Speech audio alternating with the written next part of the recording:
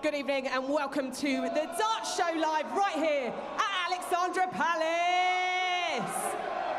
Good, you're louder this evening. Who's ready for some round 4 darting action?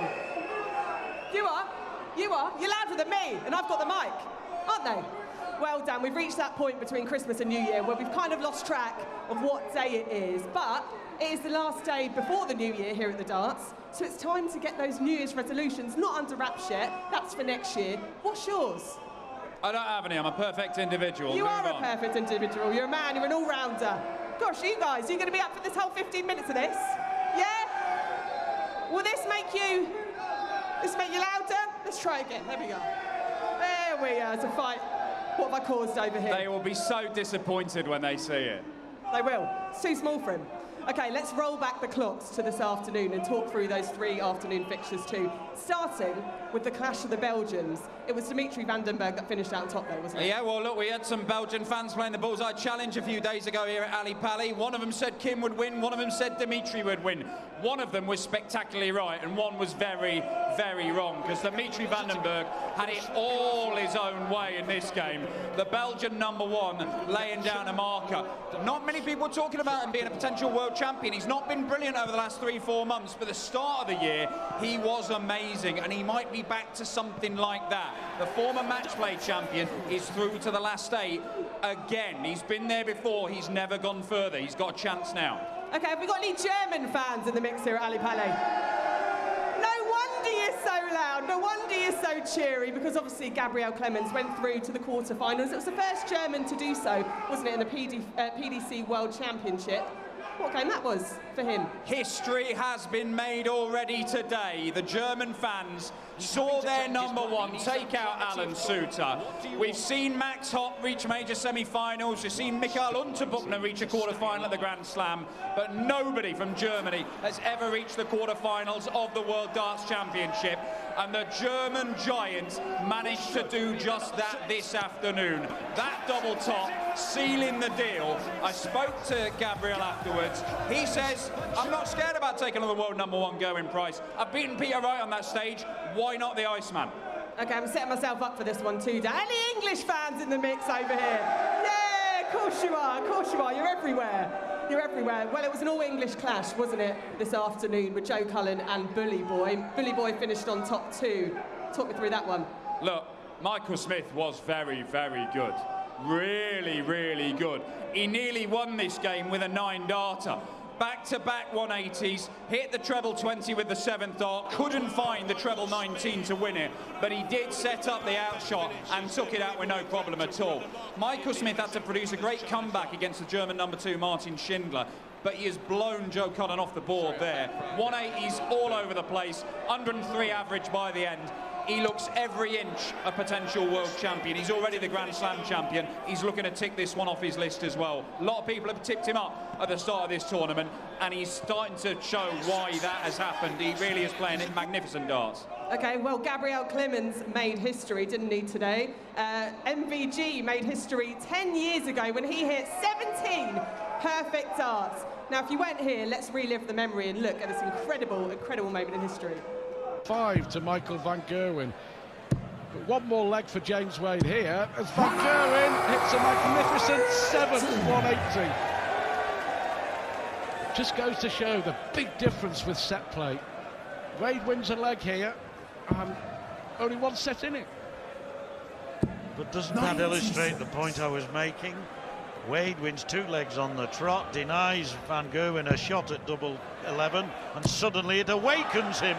It awakens the young man to quite brilliant moments. 6 darts in the requisite trebles, and 1-4-4 for the 9-dart finish.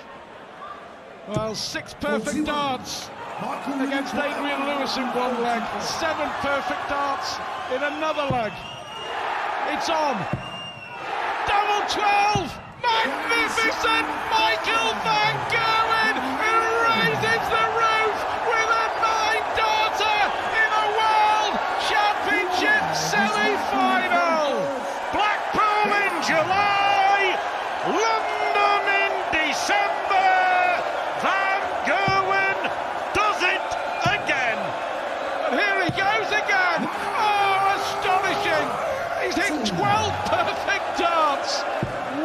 believe. Do you know, we talked about it an hour ago, John. We speculated that it was very possible tonight. And nobody has ever struck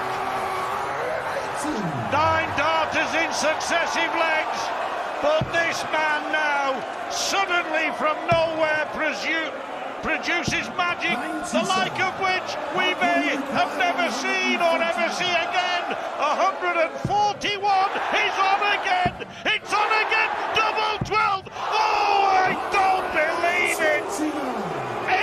18 almost perfect darts, 17 we saw, and that would have been a moment of rare sporting genius revealed. Breathtaking. Got to finish it now, we've still got to win the leg, and he does. Sorry, I had something in my eye though. It was going to be a bit of an anticlimax because we had 17 perfect darts at semi-final of the World Darts Championship. Now it's round 4 and we've got 2 amateurs giving it a go at the Bullseye Challenge. One is dressed in the gear, but has he got any idea, Dan? I'm not sure this is going to be an anticlimax, you know, Gabbie, because you've got 2 lads here. I've seen their practice darts, and they look pretty handy. Now, come on in, lads. What's your names? Where are you from? Where's Gore from Faversham? And? Craig Preston from Faversham. Right, 2 lads from Faversham. I've seen you practice, so I'm going to set you quite a high target to win this lovely T-shirt. Touch it, feel it. It dazzles, it excites, doesn't it? Oh, he's kissed it. Look at that. He's kissed it already, and I'm not really sure that's in the rules, but because I'm going to set him a high target, I'm going to throw in a headband as well. The people of Faversham, they would love seeing you walk down the street in that, would they not? Yeah, they would. Yes, they would. Right, here's how the game works. You throw out the bullseye, you've got 60 seconds. You hit the red bit, the bullseye, you get 3 points. You hit the green bit, the 25, the outer ball, you get 1 point. I'm going to set your target of 5 points. Now, you can do that in 2 darts. And I've seen you, you're good. You do that, you get a T-shirt each, you get a headband each. Excited? Yeah, can't wait. Can't wait. This is going to get you more excited, don't you worry about this. If you set the highest target we see over the course of the Kazoo World Darts Championship, and the target at the minute is 12, that's the highest score, you've got to get to 13, I'm going to give you 4 tickets to any night of PDC darts of your choosing next year. That could be the World Championship final, my friends. How do you feel about that? Yeah, awesome. Awesome. It is awesome. This is the Bullseye Challenge. You know, the bullseye, the go ahead, the ball. Oh, what about that? Gentlemen, your target at first is 5, then you will be aiming for 13 to get to the top of the leaderboard. You have 60 seconds starting now. I'm expecting big things from these lads, and they're straight in with a point and another point. 2 points. Very good. And a bit of hustle. 3 points already. Oh, hang about. 4 points are a quarter of the way through the time. It's looking good. It might be a bullseye that decides it. That's 5 points. Approaching the halfway stage. There comes up dry. No panic just yet. Oh, that's an awkward blocker, but the flight came off. It might help. It doesn't now. We're halfway through. We got 5 points. Oh, it's over his head. Steady on, lads. Oh, my word. Trick shots. Another 4 points takes it to 9. There's a stumble and a fumble, but they're still within touching distance of the record. Oh, it's so close. 15 seconds left. You have got to get another 3 more. Oh, my! They've got it. But can they set a new title, a new target? 3, 2, 1. There we go. That's not counting. It's not counting. It's not counting. However, that is still the high score. Gentlemen, come on in here. You not only get a headband, you get a T-shirt, a headband and a T-shirt, but you're in pole position for the 4 tickets. How do you feel, gent? Yeah, it was pretty good. Yes, it was pretty good. Come on in here. Robbed, he says. Robbed. It's a dangerous thing to question the games master when he holds the tickets in his hands, but I'm going to let it slide. Gabbie. You're right, Dan, that definitely wasn't an anticlimax. He wore the t-shirt and he wore it well too. Well, every night here at the Palace, you can vote for your predictions on the PDC Instagram. Not for tonight, but you can do for the quarters, semis and the final. Well, we also get our pundits' predictions, and up tonight is Stuart Pikes.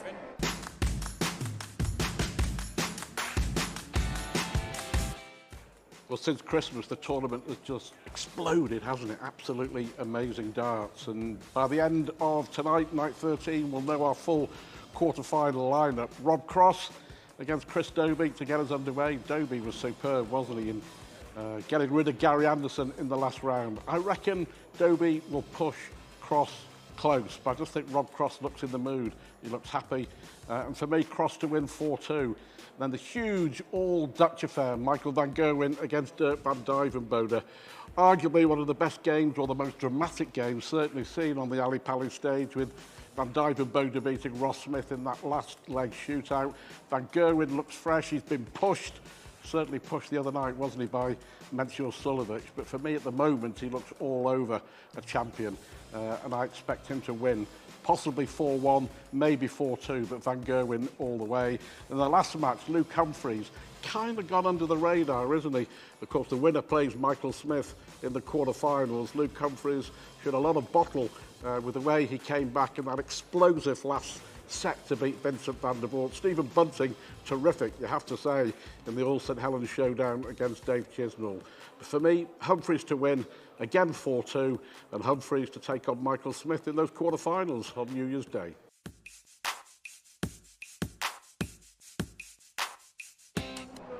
Well, there we have it. There's Pikey's predictions. Time to look at the people's and see how they match up here on the screen. Not long left. We've got the pundits at 54. Oh, and the people on 50. Sorry, 55 and 54. I can't count there. A point in between it. It's getting close. It's very, very close. Turns out the people know as much as the pundits, or very, very close to them anyway. Although not all people, it has to be said. However, they are broadly in agreement over the course of tonight. Just a set or two difference in the opening two games, and they're completely in agreement in Luke Humphries and Stephen Bunting. Thank you very much, sir, for your jockey's hat. I will treasure it for the rest of my days. It's mine.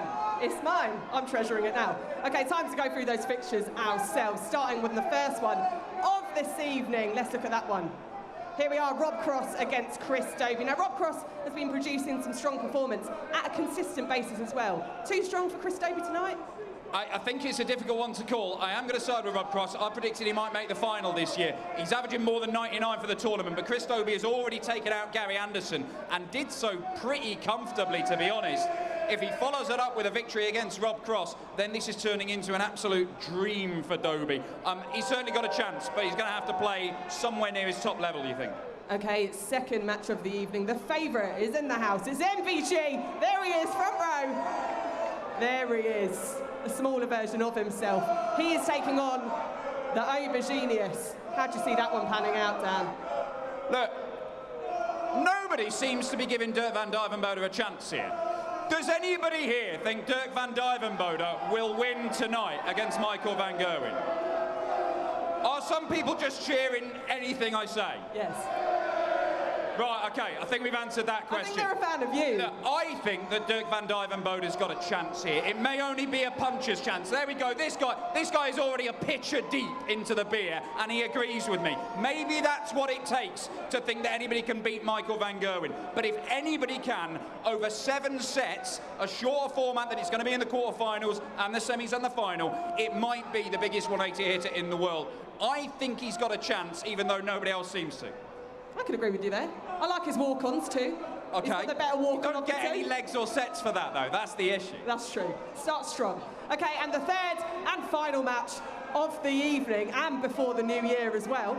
Here we have it. Looking at first glance, a lot of people probably think Luke Humphries will have this one, but he's not been very well. He's had some Ali Pali fever, hasn't he? Yeah, he's not been very well, and he's not been in his best, but what he has done is found some really good stuff to win tight games at the back end of them. He's looking to reach the quarterfinals for the 4th time in 5 years. That is an astonishing record.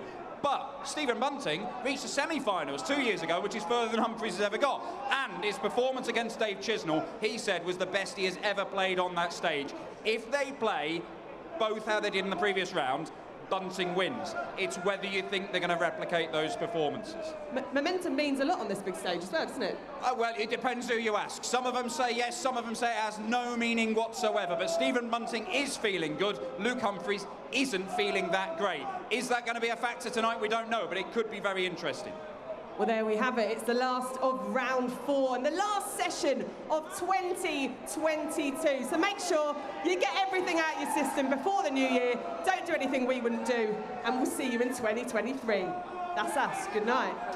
It is quite simply the biggest show, the ultimate, the dream of so many. That's what I like to see. That's real darts. That is astonishing. That is a 9-dart finish. Tungsten testosterone. Oh, what a night there was! Have you ever seen the light? James Wade doing what James Wade does. What a finish! Raises the roof of the Alexandra Palace. A thrill a minute wide, guaranteed. What an experience. Something to behold. Oozing confidence up there. Raymond van Barneveld simply had no answer. Magnificent MVG.